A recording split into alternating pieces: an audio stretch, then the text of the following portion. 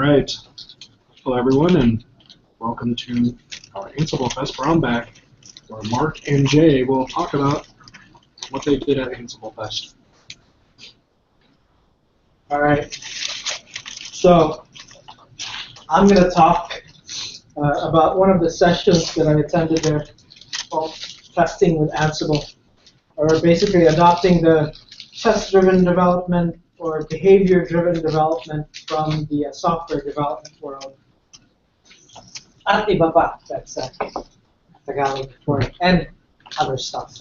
I was trying to figure out adopting I was hoping that Bert would recognize it, but it didn't seem like he was like, well, what's that again? No, I did, but exactly, or getting something else. I put there and other things because he actually talked about other stuff not at all related to testing, but those were good tips, so I'm gonna share some of them. So the TDD or test/code loop always works like this, right? In software development, you write your test, you run the test. Of course, it fails, so you implement the code that satisfies that test, and then you go on and on and on. Well, basically, that was his proposal. His name, by the way, is Mike Kaspar, who is from Toronto. And he was all about boot testing. So basically, with Ansible-based TDD, you write a test playbook, and then you run that test playbook, and then you write the actual playbook that you were planning to write that satisfies that test. And then you run the test again, and it passes, and then so on and so forth. So if we go back to the software development world, right, there would be dev and there would be QA. The dev would be, well, both of them would be, they would be collaborating with each other on the requirements.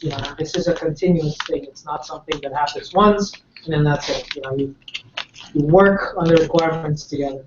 The dev will write unit tests, and then the dev will write code to satisfy those unit tests. The QA, on the other hand, will write and execute acceptance tests, which basically treats the code as a black box. Doesn't know about the internals, so all it knows is there's these features that they agreed on, and these features must be implemented.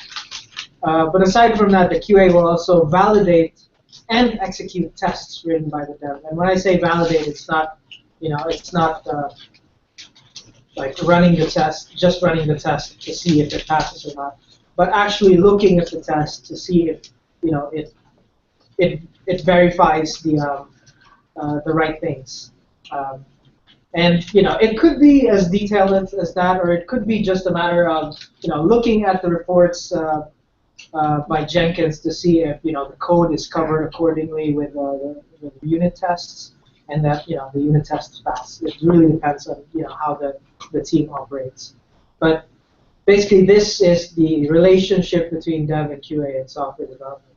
To be fair, that presupposes that you have QA engineers, which is what we have, as opposed to QA clerks, which is what I've had in several places. Yeah. So yeah, that's right.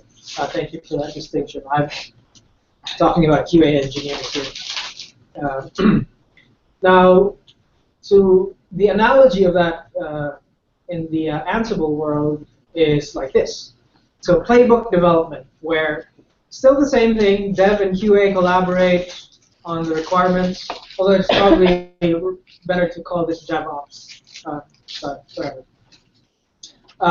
The dev will write unit test playbook, run that unit test playbook, and then write the actual playbook and tasks to satisfy those tests. Right? That's the proposal from Mike Kaspar. The QA, on the other hand, aside from collaborating with the dev on the requirements, will write and execute acceptance playbooks, which treats whatever the dev's playbook produces as a black box. Right? It only tries to test whether a certain service has been deployed properly, whether it produces the right output given a certain input, and so on.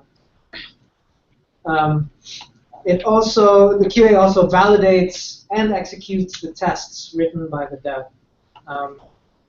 Not exactly sure how to do that, but anyway, we'll get to the demonstration shortly. But before that, I would like to show you, I'll give you the context of this demo.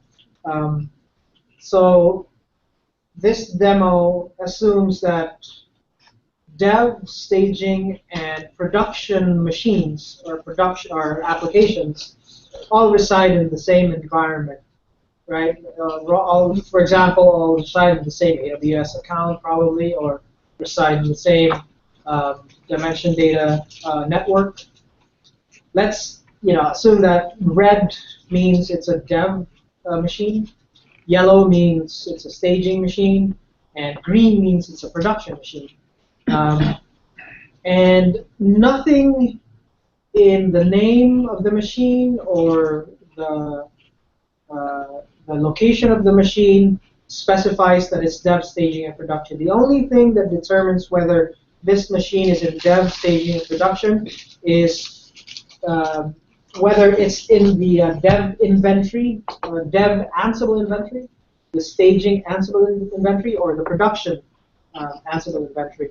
So if you were to move a dev machine, if you wanted to move a dev machine to staging, all you have to do would just cut that host name from the dev inventory and put it in the staging inventory, rerun your playbook, and then it'll be in staging. That was the idea that he presented there. So that's the other stuff, that's not really related to testing, but he put it out there. So let's go ahead and look at this whole thing. Let me increase the size. All right. So first of all, this is the sample project that he shared with us during AnsibleFest. The first thing that we will look at is the inventory, or inventory. Thank you. I keep forgetting about that. You reminded me of that one time. I almost forgot it today. Inventory. I didn't say it. I like inventory. Inventory. That makes me think every time you say it. All right. So the inventory directory, or should it be the inventory directory? No. Okay. We're not that rich. Okay. All right. So the inventory directory has two subdirectories, Grover and Waldo. Right? Let us consider these application names, or to be less confusing, let's consider them a microservice in a given application deployment. Right? So one microservice might be, I don't know, your QA service, and then another one would be a web front end. Right? Each of those is an application or a microservice. So let's consider, Grover is a microservice, right? This directory is further subdivided into some other subdirectories, but from his presentation, he considered these the cities, or let's just say the region, right? He said one was Toronto and the other one was, I don't know, somewhere in Quebec, which is, I guess. But he used codes for each of the regions, right? Now, in this case, you might be wondering why do it that way. At his profile, and it turns out, he manages multiple deployments of certain things. So I guess instead of creating a different repo for each instance of this application, he just subdivides the inventory files according to the deployment. So he might be maintaining an instance of this application in the YUL region, so that's where the inventory is. Now, within that region, it further subdivides it into dev, prod, and staging. Right? So in dev, you might see a host file like this, where it further subdivides it into groups. right? So this is the Grover YYZ proxy dev group, right? And here we have our one host, right? And here's another host, and then another host. Now you might be using, I'm using just static host names here because that's how I configured the machine here. But in a real environment, you might be using a fully qualified domain name. Now, just as comparison, you could do that whole thing with just grouping in one file. Group names. yes, Groups of group names. you could, but there might, because you put everything in a single inventory, you might end up running the playbook against an environment that you didn't intend to run against. If you forget, dash limit. Yeah, if you don't limit it. Yeah. But since here you've already subdivided into directories, there's less chance, or there's zero chance that you're gonna inadvertently do something. Instead of tags, you point at a specific host file. Exactly. Yeah. And another advantage to this, well, I guess it's not. This is possible with just grouping, but if we have, since we have this group now, right, and we have that proxy, that host under that group, and also under production we have this grouping, right, and we have proxy 2 there. If we look at the group vars, aside from the all.yaml, it also has these group-specific group vars, right? So the variables for the YYZ proxy under the dev environment has this variable default gateway 10 10 10 10. Right? Now, if you were to move your let's see.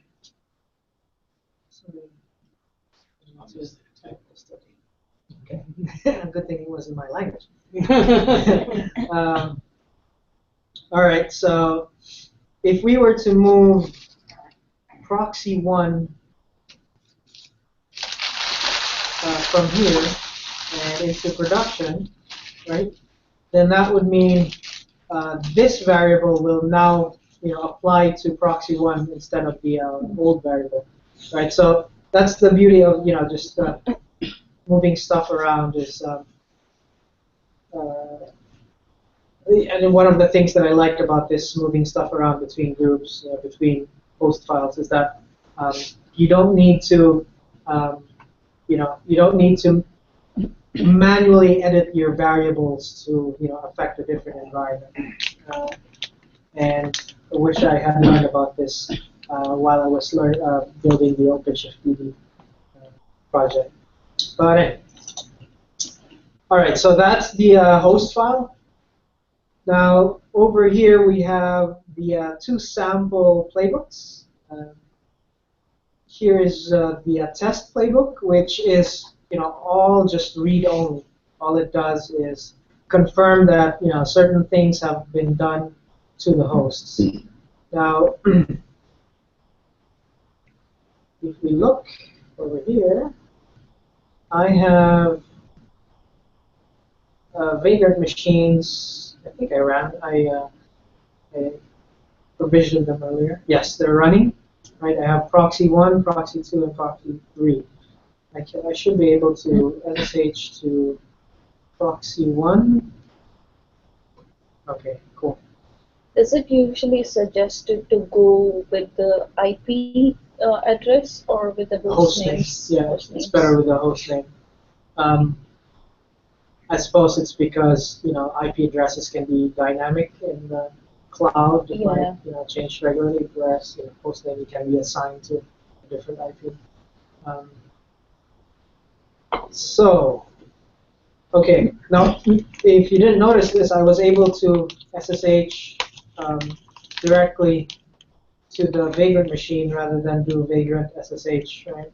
So the trick to that is to put this config in your home.ssh/config file, the configuration, SSH configuration for each of your Vagrant machines. And to do that, you just do vagrant ssh/config, right?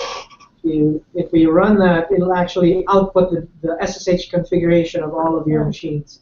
So in that case, all you have to do is just say, just write that directly to your config file.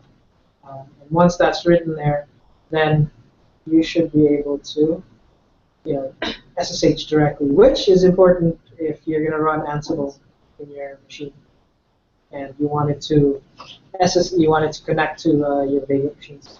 All right.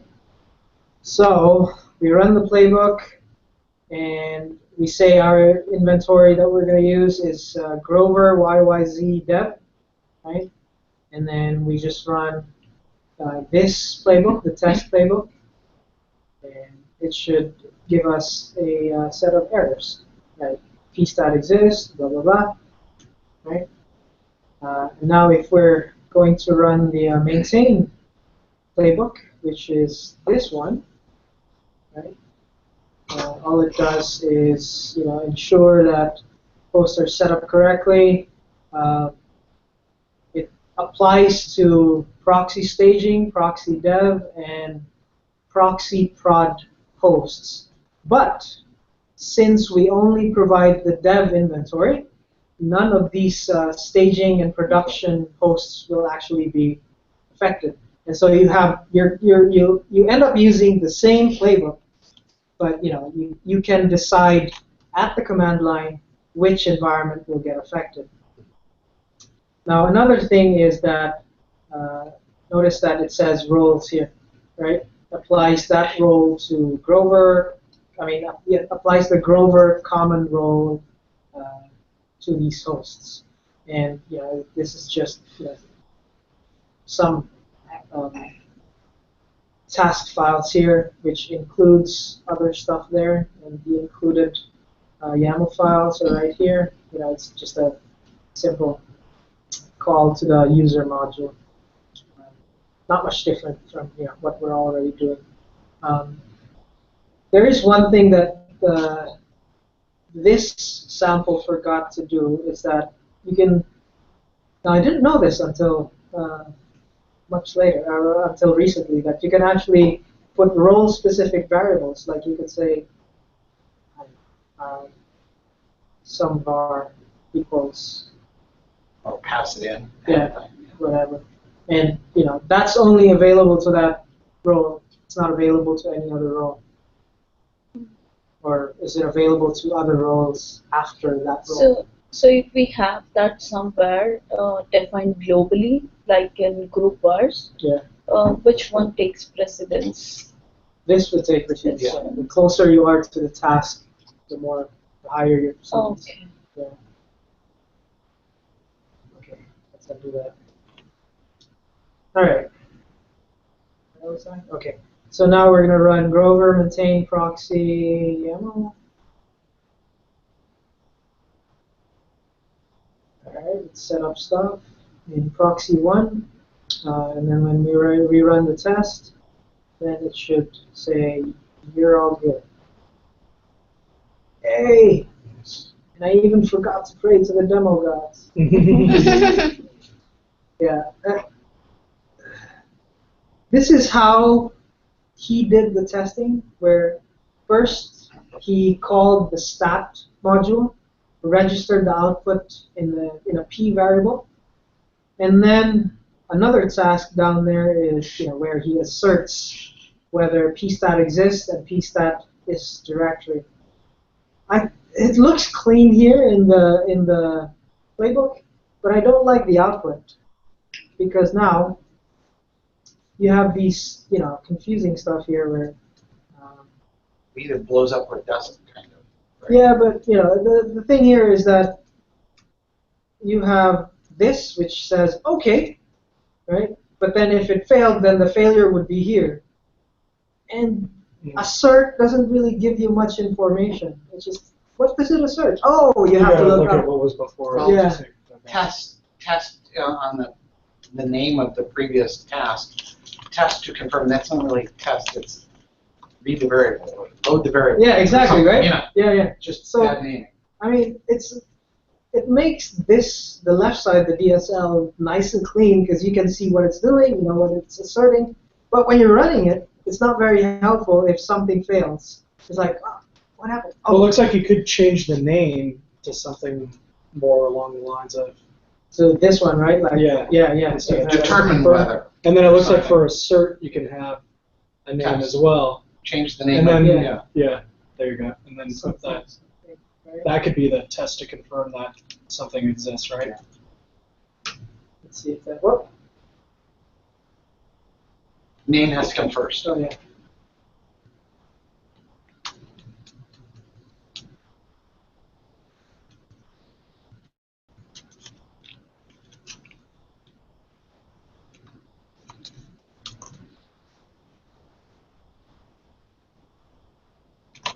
Oh. Oh. Something. Yeah.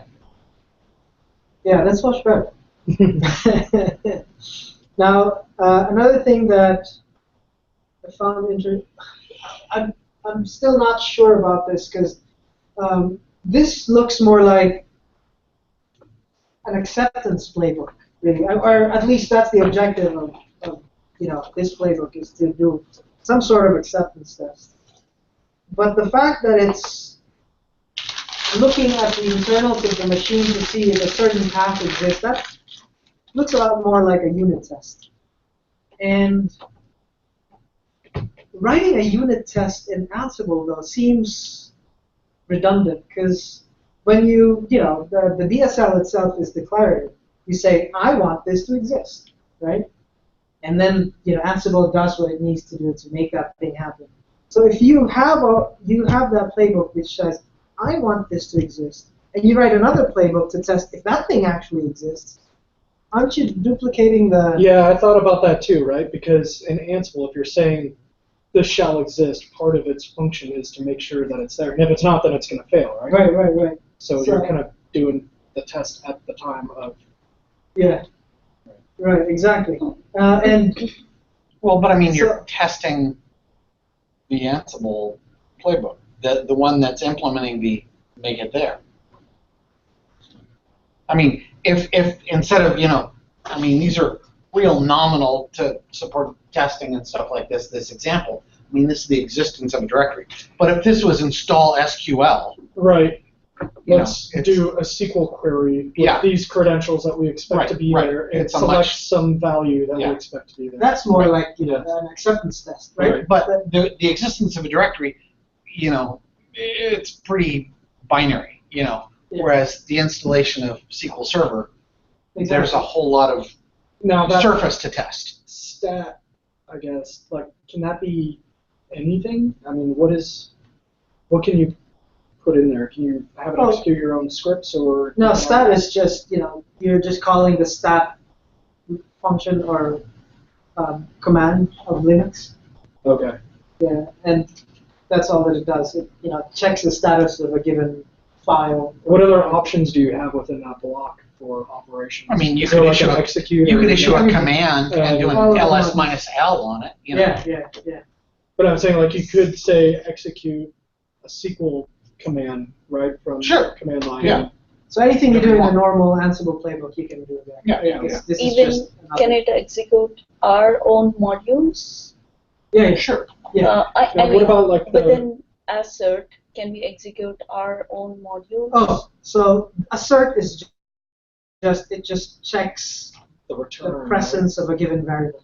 So you do the task before Yeah. and load up a variable and then have the assert check the variable. Right, but what I mean, I create my own Ansible, Mhm. and I have a function within that module saying which does basic unit test, and within that acceptance test, if I want to check if that basic unit test operations are good, can I trigger that unit test from assert?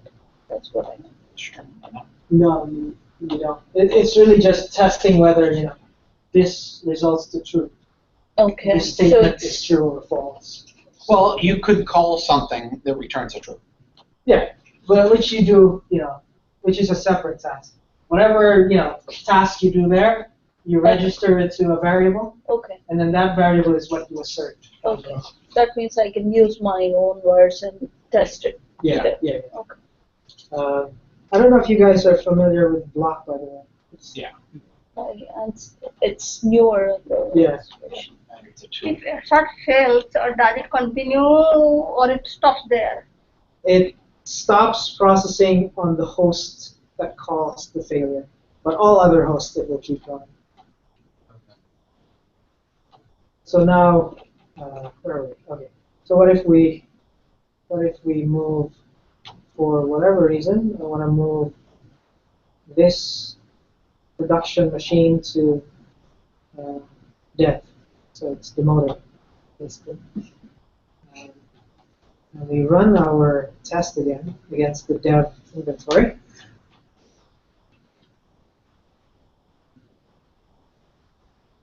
Yeah, so we have a failure in proxy 2, but Because it didn't do that maintain. yeah, we didn't run maintain yet. Right? But proxy 1 is good. And notice that after the failure, proxy 2 was not changed ever again. Stop right there.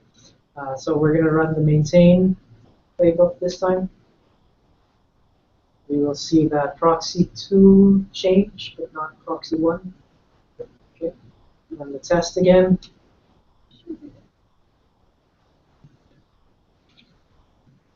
Oh, good. Okay. Yeah, he should change this to changed when false, because that's always going to change. And it's weird. Mm-hmm. Oh. Okay. I noticed that my tennis resolution script didn't run. What So else? you can control that, like when that changed? Oh yeah. Okay. So which task is that? Check that the constants file. Another very stupid question from me. Nothing is stupid.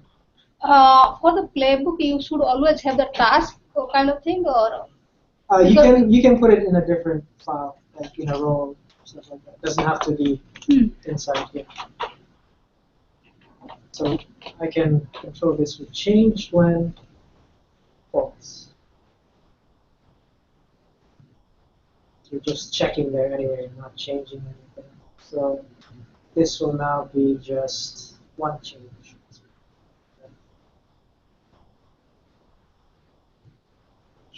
This one changed. so you are telling ignore errors equal to true. In case there are some errors, it will ignore it and continue executing. Yeah, there are some instances where you want to ignore that. Oh, okay. So, Okay. but Because you're kind of expecting it. Okay, you know, excellent. and you just want a true or false. Uh, You don't want to blow up because the check for, your test, you expect your test to fail. So that might be a good thing that your test fails. all right. So and he also had a bunch of other things that he later, published. One of them was he started creating roles for testing. What was that thing that he's? So like, here's one: Ansible Galaxy install mycaspar.playbook test framework. Let's install that here. That actually installs a few other roles. He has a dependency there, right? So that should be installed under the roles directory. So this one is test for folder. Haven't played around. Model support for. Yeah. This just basically checks for a given folder in a certain path. So if we wanted to use this, we could go back to our test proxy, and instead of using all of that, we can just say, I think this was case roles, I think. And what is that? I forgot. Roll colon. There's a roll colon? Oh You yeah, had it in the other one. yeah, this one. There it is, yeah. Okay. So let's just. In case you have a syntax error, it will stop there, or how does it happen? You forgot some comma or some colon. How does it reacts? If there are any syntax error in the playbook, and you try to execute it, so it will tell you the syntax error. Or Even before it starts executing it, it says there's some error and it will point to the lines. Yeah, not real well- great. It sucks, actually. Yeah. It gives you an error. Oh, okay. Somewhere, in Yeah, some somewhere. flavor. Alright. So in our test for folder role, if we look over here, you see that it has a bunch of path variables being used there and expected variable, and that's something that we have to put over here in our role. Basically, pass parameters. Yeah. So we Okay. say etc. should be present. True. Okay, let's try that. Test. You're installing it. Oh, why am I sewing?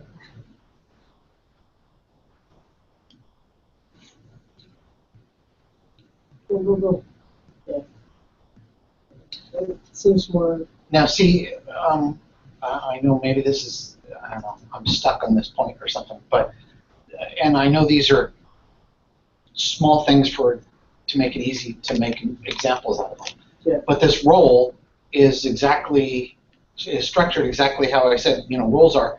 They do the one thing. You got 12 files to do the one thing, which is test for folder. Yeah. You have this whole mega structure to install SQL Server. Yeah. It's not, so again, our stuff would really fit as a role. Even though it would be nice to package it like that because you get the packaging, but our cloud stuff isn't really do the cloud. It's support routines, and the role doesn't really lend itself to being support routine, a library. Yeah. Okay. But it really works well for the do the one thing. Yeah, I kind of like the output of this one. So, it does the output there. Test paths with path, etc. Right. Then you could have like Jenkins parse out, those messages because those are the things that really care to see it in a summary or something, right? Right. Although I would like for this more to be, less fine-grained than this. Instead of looking for certain files and so on, why not just test if SQL Server, works as expected? Yeah. I think that's the idea, right? And I think what he's showing here is just kind of how to get started. Simplified version. Yeah. To make it Like easier. here's very basic things that you can understand, and here's how you do it in an Ansible test fashion. Right. Probably And then you there'll can take that structure and Yeah. go. So there will be something called install Apache, and there's something called test Apache. Yeah. So checked into two different repositories because there are two different roles altogether. Yeah. That's what they. And actually, if you've gone through Ansible Galaxy, you could probably find a role called Test Apache.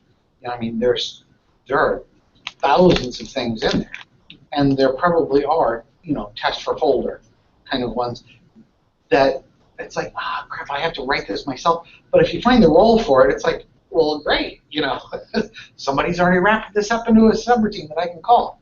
And, Or does it take some place like to test for folder means the folder is existing or? Yeah. And I kind of like,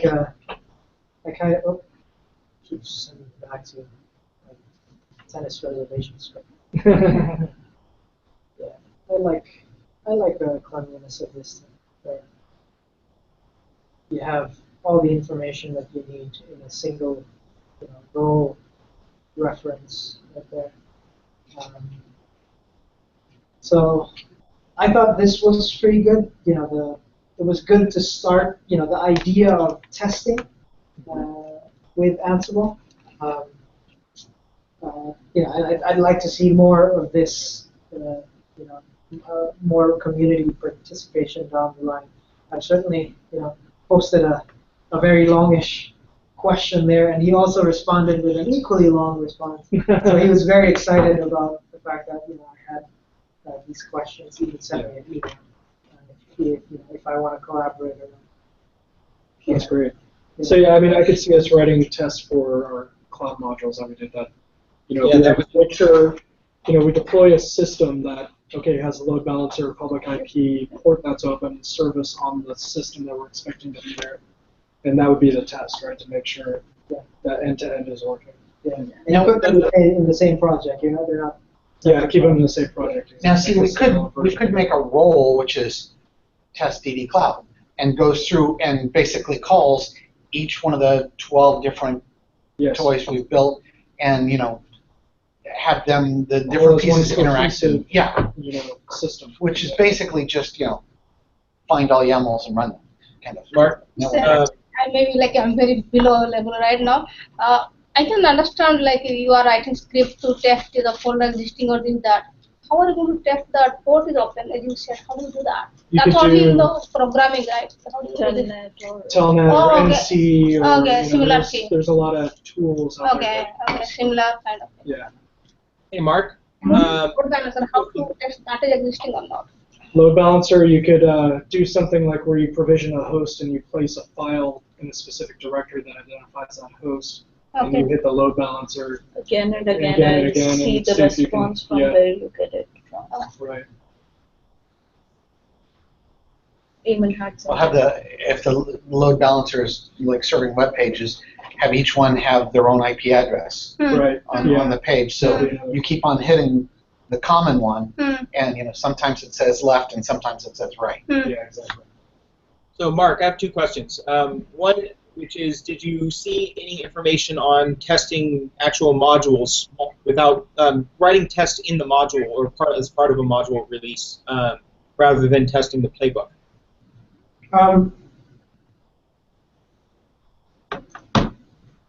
So he did talk about that very briefly, and he said, while he liked the idea of, like just passing a parameter to test whether, the module did what we told it to do, Right. he would rather have, the testing as a separate playbook, Interesting. so that QA and development can go in parallel instead of QA waiting for development to finish. But in that case, it almost seems like there is no unit test. Like the only testing that you're doing is the acceptance test. Which I think makes sense because being a declarative language, a unit test really feels redundant. No, as per me, I think that's good because when you write your own modules, you kind of don't pay attention to some things like which always returns change true. Well, in the background, it doesn't really change the password or something, but it always returns true. So Right. for those things, if you want to capture, unit tests are good.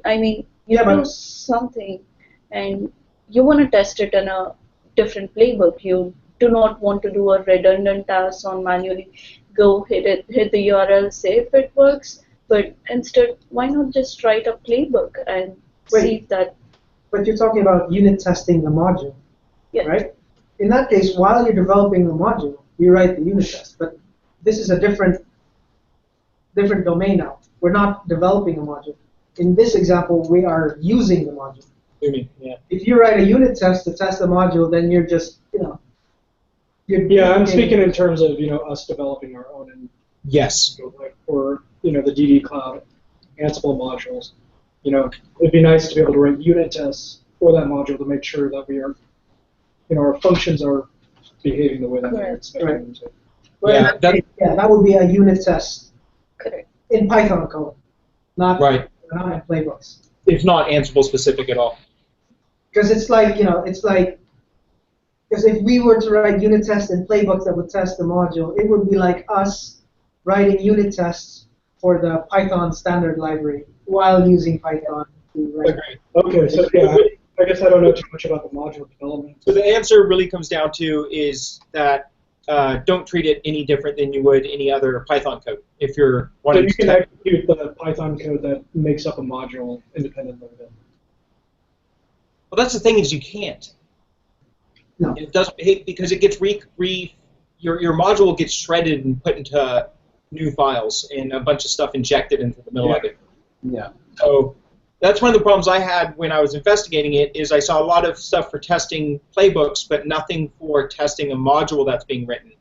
I guess you have to do it through the acceptance test to make sure you get enough coverage as you're testing this black box that It's outputting what you want. Well, no, you can write your modules to be modular, so that you can, you can unit test each unit separately without needing Ansible around it. Oh, I see what you're saying. Oh, 'Cause within- since you're already Make it writing all that in Python Python, you callable. can Yeah. make it callable so that you can actually test Okay. it. So, Well, and then the actually, next a lot- phase is once it gets into Ansible, then you do it through the Just playbook the- testing to test Yeah. So I guess in other words, just test it like you would pure Python and forget that it's Ansible at that stage. Yeah. Okay. And That's a different kind of testing, which is, this is not about that. It's about a user of Ansible, testing his playbooks, Right. not testing the modules. Right. all right. So Mark, second question is your Galaxy set up on your Mac. Where are you putting your stuff in? I noticed I didn't see a path to your Galaxy install in your command line. App, To your Galaxy root. which Ansible. Do you have a global Ansible config, or are you doing it by project? Oh yeah, so set up the where the roles get installed. Yep. Yeah, I have an Ansible.cfg in the project. Okay. In the project. Okay. I was wondering if there's a global way to do that and if you had solved that, but everybody says project-based. Yeah, I think you can put one Ansible config in your home directory. You can also put a global one in the Ansible, FC directory, right? Yeah. Right. Okay. Gotcha. Whichever is local takes precedence Yeah. over that. You have no cows equals 1? You don't like cows? It was annoying here. All right, that's it for me. All right. Thank you, Mark. That was nice.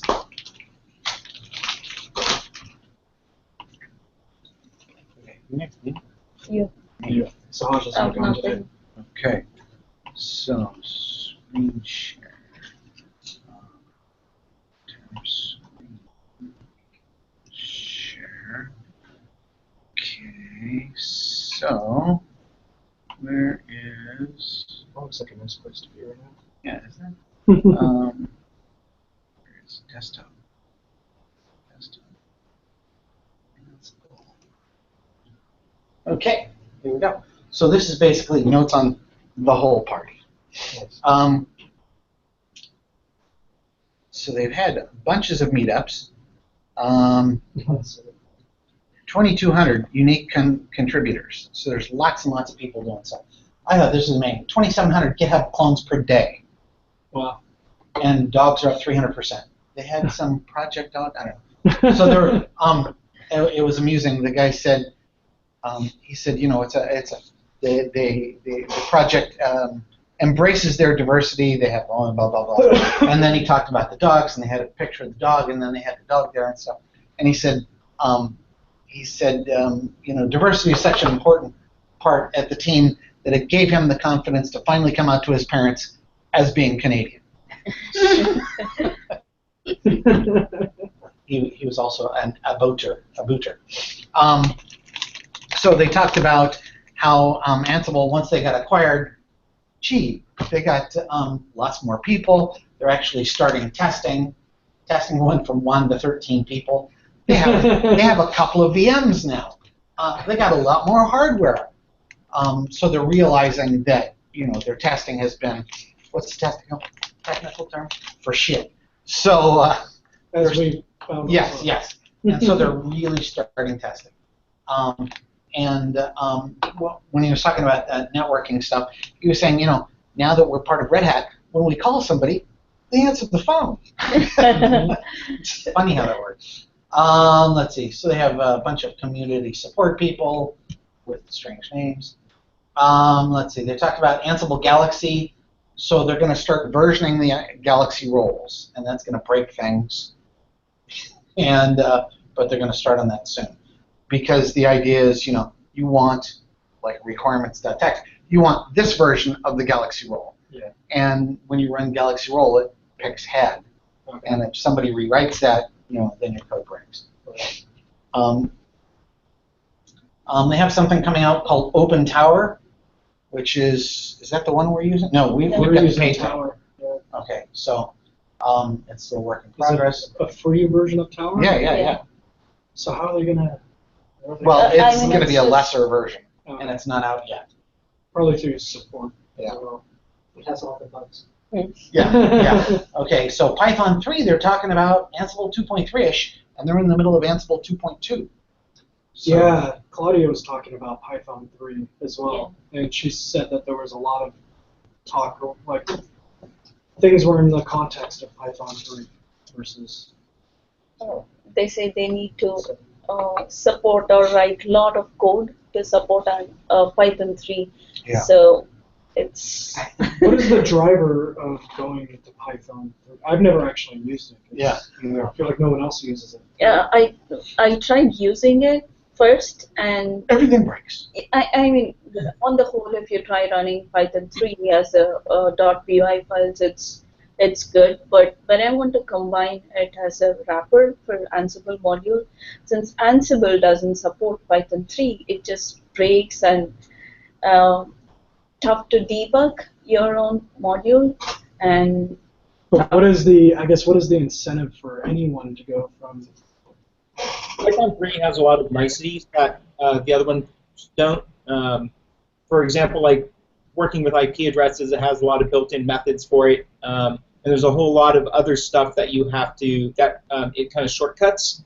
So it's becoming kind of a more fully fledged and user-friendly language in 3, similar to some of the niceties that Ruby has.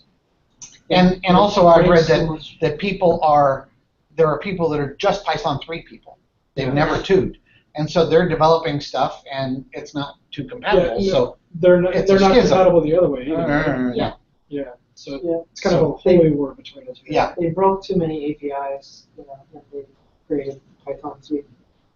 They should have considered that before And they it's all, start working on it. is it all basically based on the UTF-8 versus Conversion. 16 bits for a char kind of thing? yeah, but basically in Python 2, they assume UTF-8 conversion and they A just byte go. was a But character, yeah. Python 3 doesn't assume anything and provide, and it expects us to provide. So that's the main thing which breaks everywhere, because people go with the assumptions on whatever it takes, but it doesn't. So Python Like- 2 was written by English-speaking people, and they didn't support other languages, basically, I guess. Let's see.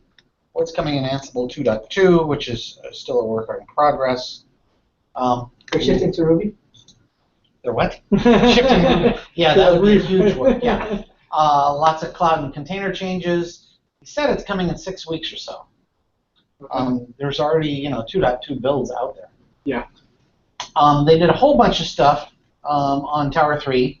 They did an interactive demo, and they had a whole session and stuff on Tower 3 that I didn't go to, but Sahasha. Yeah. Sahasha super impressive. Yeah. So what is like so Tower 3, does that has the core Ansible component in it as well, right? Yeah, but what they demoed and what I really liked about is the roles. So if I create a project and I create a playbook and I wanted to give Mark access just to run the playbook, it was terrible in before version, Their but permissions in and stuff was- Tower 3, they made it simplified. Mhm. They Fine made the grained, actually. More fine grained. You can Yeah. control what You I can can- do. Yeah, Right. you can control what others can do. So roles are the main thing, and I think they also added the Docker thing in here. Well, they said in the demo, they said, okay, Tower 2, to find out what permissions Mark has, you have to log in as Mark. There's no Right. real way to test. There's no And so, admin. and when you give someone permission to do something, you give them total permission over that, and they can do anything, Right. as opposed to here's permission to run this job. Right. And so they added roles, not not Ansible roles, but roles. And I think in Tower 3 they also gave the ability to update components individually, right? Within the core. Because for Deloitte, we were trying to get the DiData module and the updated libcloud, and they couldn't really get it to work Yeah, properly. they didn't speak a lot about unreleased versions. You're talking about that. Yeah, right? basically Tower 3. Okay, I don't yeah. know if that was coming in Tower 3 or if Yeah, that's coming Tower in. 3. Okay. Now, But when they said major 2.2 rewrites. So when 2.2 comes out of Ansible, how does that roll up into Tower, or does it? It's probably not going to roll You- up into Tower You would 2. have to give permissions to the other person, and he could add a project. He could do. He's like admin for that project. He just cannot have execute permissions over there. Yeah. Well, I'm talking about how Ansible 2.2 comes out in 6 weeks, right? But Tower 3 was already released, I think, right? Yeah. So when Ansible 2.2 comes out, how does that relate to Tower 3? Are In other words, how do you Ansible 2.2 in Tower 3? Yeah. I don't really How know. do you expect to do? No, I mean, does Tower 3 support separable Ansibles? Can you install 2.3 under Tower 3?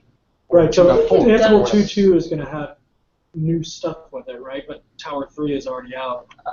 We can, I mean, while installing Tower, we can use pre-existing Ansible. It can be any version of Ansible Okay, that so we can Tower use. just sits alongside Ansible? Yeah. I mean, when I initially installed 2.2, I had pre-existing Ansible, and I made that Ansible use within Tower. Interesting. Okay. So they're no longer tightly coupled. Right. Yeah, I mean, it doesn't come as a package. It doesn't come as like They're two you separate have installs? to. Yeah, Right. And- That's the way it should be, you know. it different. There are two different ways when you do the installation. You can reuse the existing Ansible, or you can install Ansible as part of Ansible Tower, where it has a default. So you can Ansible. select the Ansible you want. Yeah. Oh, okay. Very nice. Let's see, they talked about the networking that's coming as part of 2.1 or is part of 2.1, and they very much acknowledge that they're getting feedback that it's not good yet. Okay. And they talked a lot about testing and how they're talking to the community, and the community's barking back at them, and they're seeing the pile of bugs, and so they're saying, we get it, we're working on it, we just hired a bunch of testers. Ansible Container, which was released at 9 o'clock that morning, they say the happy path worked, which means there is a way to get it to work. Not necessarily the way you want to use it, but there is a way to get it to work. They say ideally it should become this: build, run, push, ship. Ship it apparently is a command. So they have the core functionality of the container, the Docker container working. They talk about roles a bunch, and they want it's the good way to do things. They say reusable bricks and componentization, and I still don't get how it does everything, but I almost don't like the name roles for it. Like I don't know what else it should be, but that just, I don't know. yeah, roles doesn't really. Yeah, I agree. Is a role, you would think of a role like a web server, but you would use multiple playbooks to get you there, right? Yeah. So I don't like the term role either. It's counter to the way it's used in Puppet. A role is generally a collection of modules or whatever that you're implementing to server role. Right. Well, this role is a collection of things to do a specific purpose. Whereas, as opposed to roles on a web server or roles on Tower, I mean, it's that you're the admin or that you're part of the web, you have the web thing. So yeah, the word doesn't really gel for me there. No, it doesn't. Kind of componentized single function. Yeah, for Let's- me it seems very similar to Puppet module, so I would like module instead of role. Modules taken for what is similar to a Puppet type and provider. Yeah. So we can use modules, but I don't know what would have been a better word. Right. Ansible things. Yeah. Ansible foo and Ansible R. Yeah, You could exactly. just use bricks. They're even using it in the description. yeah. They talk about reusable bricks. Scaffolds, something. I don't know. Nothing bad. It's a brick. Yeah. Let's see. They talk about Rick doesn't sound good for, computers. Is brick- Yeah. The Well, entire use it as data a center's verb. been bricked. Yeah. You're good. Wait, Thanks. what? I bricked it. You're welcome. Yeah. It's something like in Morph, right? Our marketing department actually wanted to propose, we should name our product Morph Brick, right? Yeah, no. Lego. I don't know. Yeah. And once you turn it into a verb, it does kind of go to hell there. Yeah. Let's see. They talk about roles favoring stability. They kept, the requirements.yaml that you can use, set up versions and stuff in there that you can say specific versions of subordinate functionality that you want PIT 3.7 or whatever, like, the different versions. That's of a things, take and you can build directly from Python. Yep. Yeah. That's for the role dependency, not Right. not Python library dependency. Right. Right. Which took me a while to figure that out. Because when you first mentioned that, I was thinking Python. Yeah. Oh, that's exactly what happened when I did the demo. When I did Ansible Galaxy install, and it downloaded a bunch of other roles because the main role that I installed had a requirements object. Yeah. Oh. Okay. So it is very much like a requirements YAML for Python pip, but just used for Ansible roles. At the higher level. Dot Right. .txt. Yeah. Python. Oh yeah. And Right. so, yeah. And so it specifies the version of what components to install. Let's see, some Galaxy Pro things they talked about. They had one guy up, Gearling guy, who's apparently the god of Galaxy, that he's got the top, the top 20 roles that anybody's using, he wrote those. He's like the top 20 highest contributors or something, I mean, he's Mr. Galaxy. I don't know who I guess he works for Galaxy. Mr. Galaxy. Does he work for Red Hat? I never heard who he works for, but I mean he does Galaxy. He was talking about the different ways to publish a Galaxy role that you want to, have its own GitHub and then link back to it. That you want to build your role and have it run on all the different, and then use Travis. They've got the hooks built into the project for Travis integration to do your automation and your testing and stuff. People like Travis. I like it. Yeah. Yeah. It's very simple. Tower. So, are you going to do Tower stuff later? I can. Okay, because this is, I don't know Tower nearly as well as she does, so I'm thinking her notes are going to be better. So here's my notes on Tower. Here's infrastructure as code, which is, that was the one he went. Best practices, let's see. Here's just a bunch of ideals. Ideally, strive for simplification. Oh, yeah. Who's going to strive for toughness? Style guides. They're really getting into. They're putting more and more stuff in the module page on developing your own module. They're having more and more rules in there on how you want to style your code and stuff like that. Vim plugins to use, pair of ducks, Ansible Vim. A Vim for Jinja syntax that some guy was promoting all these. They say use human meaningful names for hosts, not AWS names. And for God's sake, don't use IPs.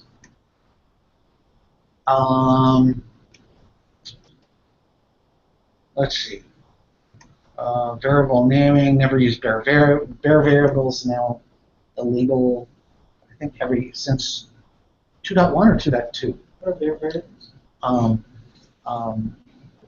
In your example with the P, if you just said P, you have to say curly curly P. Actually, it's double quote, curly curly P, quote, Like curly the curly Jinja double quote. syntax, like the Jinja syntax, right? Yeah, yeah. You can't, so a bare variable, just the variable itself. The quote is optional if you're not using the YAML syntax. If you use module name and then variable equals, value, variable equals value, then you don't need to double quote the Jinja tag. Okay.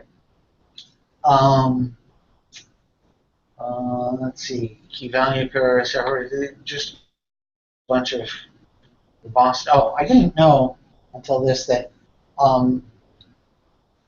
So you can leave your debug code in, and the debug. So there's a debug line which prints a variable or a message, and it only shows up when verbosity is 2 or higher. Okay. So you can leave it in your code, and as long as you don't minus VV or VVV, I think you can go to 5. It won't show up. So that's kind of cool. So you can leave those in. I didn't know that. I think that's it. Yeah, I mean, same thing happened to me.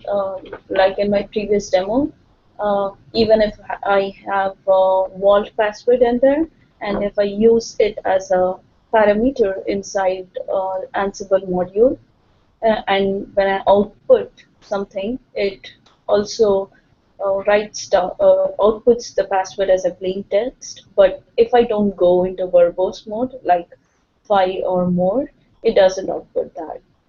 Wait, what? It doesn't output it when you have. I mean, debug. it says okay if you just do Ansible playbook without any verbose, Okay. and if you go 1 or 3 levels, Then with it shows. it doesn't, and if you go 5 or so, That's when it it shows. Yeah. Okay. I mean, that's good for you if you want to debug further, and if it's just the user, I don't think they would go into verbose mode. And that's fine if you can leave those variables in there, and if you want to test it, go verbose. It's not really a security issue because if someone happens to have a copy of the repo with a vault, they can't decrypt it anyway because they don't have the vault password. Yeah, but If you vault, yeah. Yeah, if you. yeah. But I think the most telling thing from the entire conference is, I'm trying to think of the correct term. What a dog for swag that Mr. McGlonna is. I mean, he was running around getting every sticker and every free shirts. He had the hat, and anybody that was giving away swag, McGlonna was first in line. If it's free, get it, man. My wife hates it when I come home from conferences and I've got all this junk also. She's like, where are we going to put all this stuff? I got the shirt, but Oh, you should see Eamon at a conference. He's much better than really? Like, gets all the toys for Luke and stuff. Yeah. You have kids, you got to bring them back something. Oh, Yeah. Yeah. Well, when they had the squishy balls and stuff, it's like I used to go to conferences and they'd have little, squishy ball kind of things with, I have this the logo. squishy fighter jet that I got from OpenStack Vancouver. I think my son still plays with that thing. I got that soft toy, which is like it's Bull. yeah, bull. Fancy bull. Yeah, I gave it to my little one, and he was munching it, and he just broke it into half, and he was about to put it in his mouth. I was like, no, it's all done in 5 minutes. Ansible ball cap. Ansible ball cap, SUSE Linux ball cap, Ansible Z. Red Hat hat. Yeah, now there's something called Ansible Z, which, okay, you're old enough to remember. Ansible Z framework. So this is obviously, there was something in the Pokemon time frame when that first came out called Dragon Ball Z. what? Dragon Ball Z. There you go. And so there's the Ansible Z framework, and it has something to do with how it is. Let's see. I don't know how it's building files for the files that get shipped over or something. I don't know. But I stumbled on Ansible Z, which I just thought was hilarious. Superset of module replacer function. I don't know what the hell it is, but okay, that's it for me. All right. Thank you, Jay.